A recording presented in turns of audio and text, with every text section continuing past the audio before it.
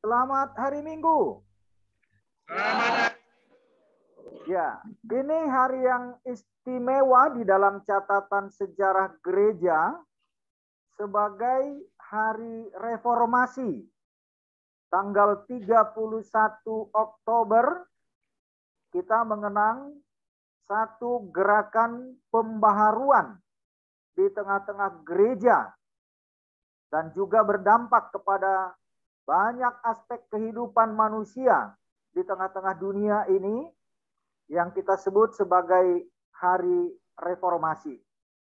Karena pada tanggal 31 Oktober 1517, 504 tahun yang lalu, Dr. Martin Luther menyatakan protes kepada kebijakan dan cara-cara ritual pengampunan dan penghapusan dosa oleh gereja Katolik pada waktu itu yang memperjualbelikan surat Aflat. Yang disebut surat Aflat itu adalah semacam sertifikat kalau sudah dibeli itu dengan harga tertentu sudah bisa diampuni dosa seseorang. Bahkan dosa orang yang sudah meninggal pun bisa dibayar, diampuni kalau dia sudah membeli surat Aflat dengan harga tertentu. Nah, jadi coba kita bayangkan saudara-saudara, kalau hal itu masih terus diperlakukan untuk keadaan kita sekarang, saya pikir semua orang akan berusaha untuk sebanyak-banyaknya membeli surat Aflat untuk semua orang-orang yang sudah melakukan dosa.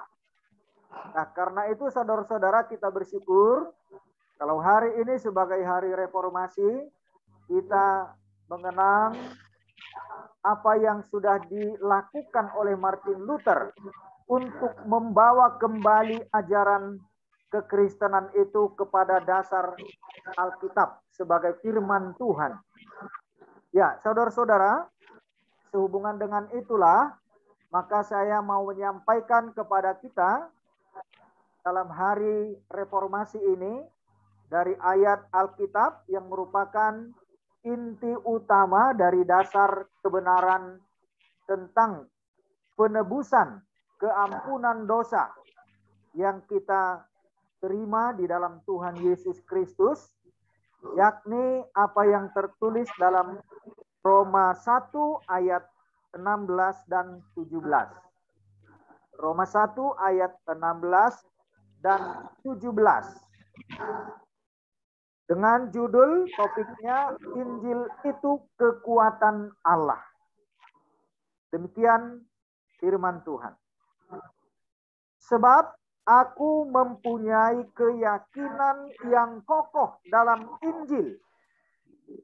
Karena Injil adalah kekuatan Allah yang menyelamatkan setiap orang yang percaya.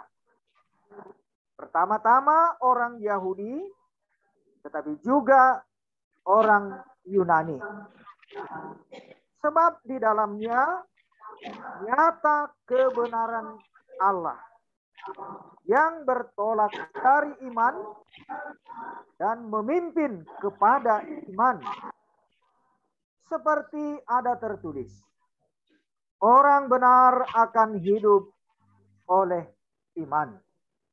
Ya, saudara-saudara yang terkasih dalam Tuhan Yesus Kristus, kita mau mengenang sejenak apa yang sudah dilakukan oleh Martin Luther sebagai karya reformasi yang sudah memberikan pemahaman tentang keselamatan, tentang kehidupan kekal, sebagaimana yang dimaksudkan oleh Alkitab, yakni di dalam Injil.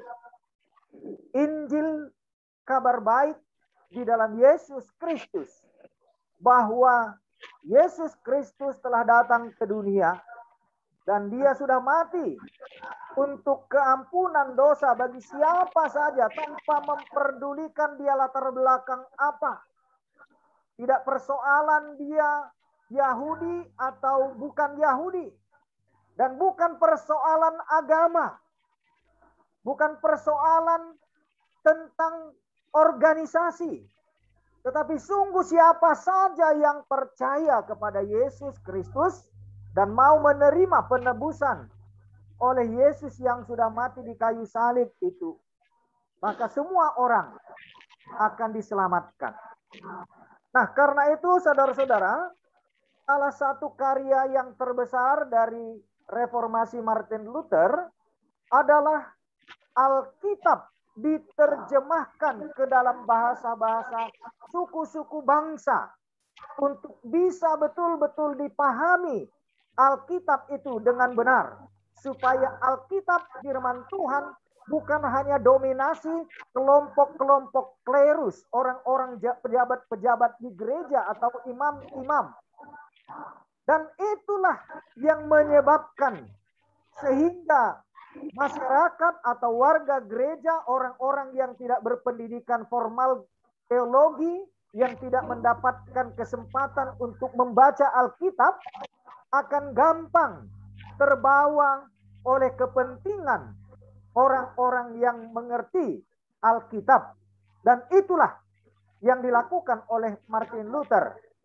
Karena dia belajar Alkitab dan dia sungguh-sungguh bergumul dengan ajaran praktek spiritual yang dilakukan gereja pada waktu itu, terutama sehubungan dengan keselamatan, keampunan dosa, sampai memperlakukan cara-cara yang sungguh bertentangan dengan ajaran Alkitab, yakni menjual surat akhlak untuk keampunan dosa. Dengan demikian maka orang-orang kayalah atau orang-orang yang punya duitlah yang bisa selamat. Nah, tetapi dengan apa yang dilakukan oleh Martin Luther, dia menolak ajaran-ajaran yang seperti itu, yang penuh dengan segala macam tahyul-tahyul. Banyak lagi hayalan-hayalan yang dimasukkan oleh orang-orang yang mengerti tentang Alkitab pada waktu itu, para pemimpin-pemimpin, rohaniwan-rohaniwan, rahib-rahib, yang waktu itu mereka memanfaatkan untuk mendapatkan uang demi kepentingan-kepentingan yang tidak sesuai dengan apa yang dikehendaki oleh Tuhan. Nah, saudara-saudara, kita bersyukur karena hari ini, saudara, siapapun kita sudah bisa memiliki Alkitab di dalam bahasa yang kita pahami. Dan semua orang sudah bisa mendapatkan firman Tuhan tanpa lagi dibatasi oleh karena pendidikan, oleh karena jabatan-jabatan status sosial. Tetapi siapa saja yang mau untuk menerima keselamatan, untuk mengenal Tuhan Yesus, sudah bebas. Dengan adanya Alkitab dalam bahasa kita dapat baca dan renungkan. Dan disitulah kita juga bersyukur sebagai orang-orang yang sudah menerima Yesus Kristus sebagai Tuhan dan Juru Selamat kita. Ya, saudara-saudara yang dikasihi oleh Tuhan Yesus, kalau firman Tuhan pada saat ini juga menekankan kepada kita bahwa Injil adalah kekuatan Allah. Ya, coba dengan sederhana saja kita merenungkan. Seandainya saudara pada saat ini tidak mengerti Alkitab, atau tidak ada Alkitab yang saudara bisa baca, bagaimanalah jiwa dan roh saudara sekarang dalam kondisi saudara saat ini? Barangkali pun saudara hanya manut-manut saja, mendengar-mendengar, dan barangkali hanya ketaatan palsu kepada kepentingan orang tertentu yang mengerti tentang Alkitab, kalau saudara tidak mengerti. Kalau seandainya saya secara pribadi saat ini juga mau mengatakan sesuatu yang merupakan pembodohan kepada saudara, karena saudara tidak mengerti Alkitab, tidak pernah tahu membaca firman Tuhan, ya tentu saudara hanya akan manut begitu saja, menurut begitu saja kepada kehendak saya yang menyampaikan Alkitab ini, dan akhirnya menjadi orang yang bodoh tentang kebenaran. dan tidak mengerti tentang kebenaran.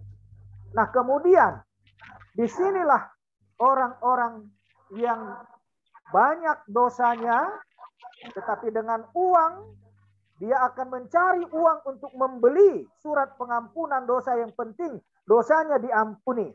Maka kejahatan pun akan semakin banyak, demi supaya dia bisa membeli surat pengampunan dosa. Dan barangkali tidak benar ada pertobatan yang sungguh. Tetapi karena kita sudah mengerti Alkitab, sudah bisa membaca Alkitab, sudah tahu tentang kebenaran, maka kita hanya bisa mengucap syukur kepada Tuhan karena kita sudah bisa mengerti kebenaran. Nah, karena itu saudara-saudara, harta yang paling mulia dari apa yang sudah dilakukan oleh Martin Luther bagi semua orang yang percaya kepada Tuhan Yesus adalah kalau dia sudah bisa membaca dan memiliki Alkitab di dalam bahasa yang dimengerti oleh masing-masing. Nah, karena itu saudara-saudara, dalam hal ini saya juga mau mengatakan, biarlah saudara dalam kesempatan yang sangat baik selama saudara sebagai warga binaan ini, manfaatkan sepenuhnya waktu, pikiran, dan perhatian saudara untuk mendapatkan harta yang maha mulia yang ada di dalam Alkitab itu, yang saudara bisa baca. Saudara mengerti, tanpa ada orang lain pun untuk mengajari saudara. Saudara sudah bisa mengerti firman Tuhan dan kebenaran. Nah, karena itu saudara-saudara, bersyukurlah kalau masing-masing kita juga bisa mempunyai Alkitab, bisa membaca firman Tuhan, sudah mengerti tentang kebenaran. Karena itu kita tidak akan khawatir tentang kehidupan ini dan terutama untuk kehidupan kelak. Karena di dalam Alkitab kita sudah bisa mendapatkan kekuatan di dalam Tuhan dengan iman kita bahwa Alkitab itu sudah membukakan rahasia kerajaan sorga bagi kita. Bukan karena kita mempunyai uang, bukan karena kita bisa membeli surat aflat pengampunan dosa, tetapi sungguh karena iman di dalam Tuhan Yesus Kristus. Yang kedua juga, dalam pergumulan kita tentu kita membutuhkan penguatan-penguatan dari kebenaran firman Tuhan.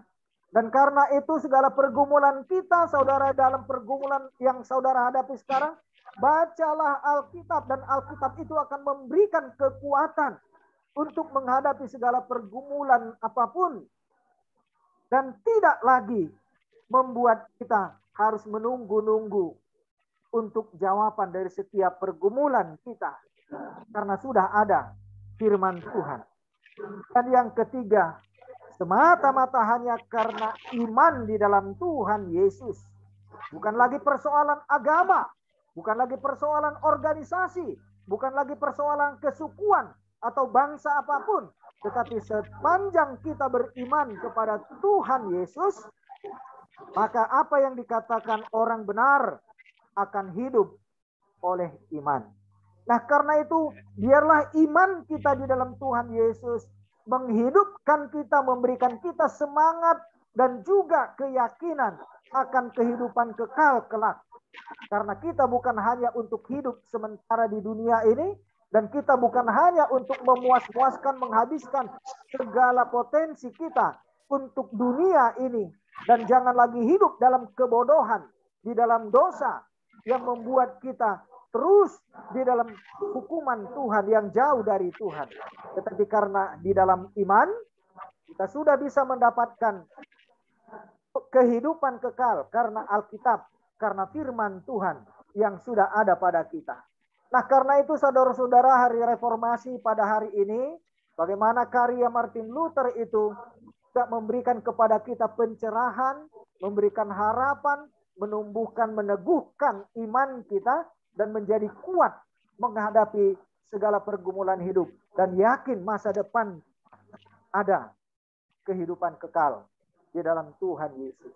Nah, karena itu saudara-saudara, jangan putus asa dalam pergumulan kesulitan hidup apapun yang kita hadapi, bagaimanapun beban berat kehidupan kita, ada kuatan, kuasa yang dari Tuhan untuk memberikan kita kemampuan menghadapinya, dan masih ada masa depan yang lebih baik.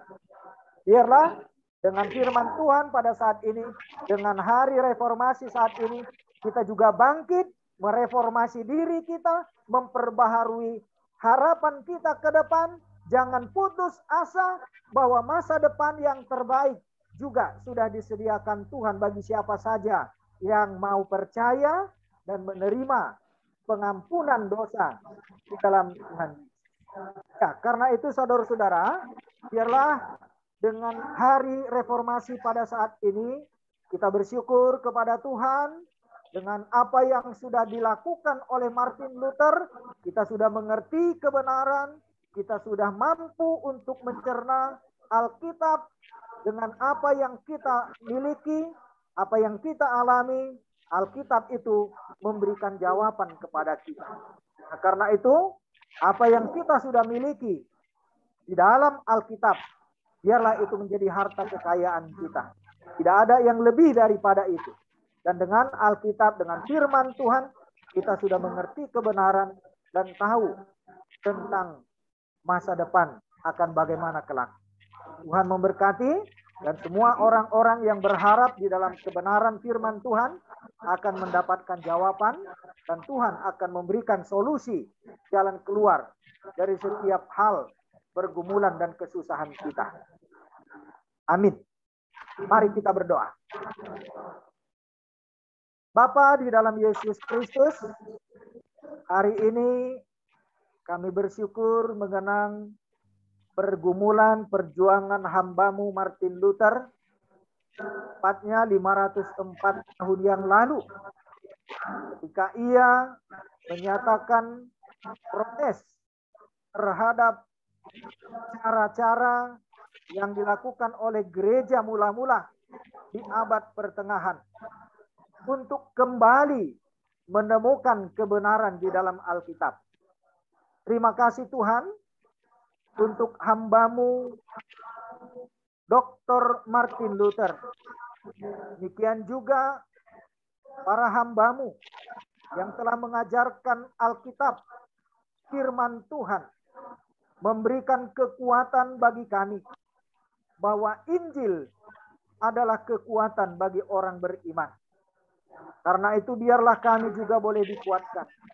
Oleh karena Injil keselamatan di dalam Tuhan Yesus yang sudah memenangkan kami dari segala pergumulan dan persoalan hidup kami. Karena itu juga kami mau mempersembahkan kepadamu kehidupan ini. Agar Engkaulah Tuhan pakai hari-hari kehidupan kami. Menjadikan kami orang yang diberkati dan juga yang memberitakan keselamatan di tengah-tengah pergumulan hidup kami. Engkau menjadikan kami juga Tuhan pemberita-pemberita Injil-Mu. Kami bersyukur karena hari reformasi ini Tuhan juga memberikan kesempatan bagi kami untuk beribadah mendengarkan firman-Mu, bahwa Injil adalah kekuatan Allah yang memberikan keselamatan kepada setiap orang yang percaya. Biarlah setiap saudara-saudaraku ini Tuhan, dalam masa binaan, di tengah-tengah lembaga pemasyarakatan ini, mereka Engkau bentuk, Engkau pulihkan, menjadi seturut dengan rancangan Tuhan yang terbaik, oleh karena firman Tuhan yang senantiasa mereka belajar, mereka dengar, dan juga mereka gumuli. Dan berkatilah setiap firman Tuhan yang digumuli, didengarkan, terima oleh setiap saudara-saudaraku ini. Pak, berkati juga setiap rencana mereka ke depan, kalau Tuhan sudah memberikan kebebasan bagi mereka. Kami berdoa untuk pengurusan dan proses sidang, untuk bebas bersyarat, cuti bersyarat, asimilasi dan peninjauan kembali kasus dari warga binaan ini. Demikian juga dengan keluarga mereka yang tentu di dalam pergumulan sambil menantikan saudara-saudara kami ini boleh kembali bergabung dalam keluarga mereka. Bapak, kami juga berdoa untuk penyelesaian undang-undang pemasyarakatan yang dalam percakapan di DPR RI, supaya mereka juga dapat mengembalikan hak para warga binaan dengan undang-undang yang akan diputuskan, yang akan ditetapkan di lingkungan rutan dan lapas. Bapak, kami juga berdoa untuk para pegawai, petugas-petugas secara khusus di rutan kelas 1 Pekanbaru, agar mereka juga Tuhan di dalam rasa kepedulian, di dalam rasa cinta kasih, boleh membina saudara-saudara kami yang ada dalam binaan di kelas 1, rutan kelas 1 Pekanbaru ini. Juga kami berdoa untuk setiap hamba-hamba Tuhan yang melayani, memberitakan firman Tuhan bagi saudara-saudara kami di rutan kelas 1 Pekanbaru ini, agar setiap firman yang diberitakan oleh hambamu memberikan penguatan dan juga sukacita, pengharapan yang hidup bagi setiap saudara-saudara kami warga binaan. Bapak, kami juga mau berdoa secara khusus untuk program pelayanan dan ibadah di gereja rutan kelas 1 Pekanbaru.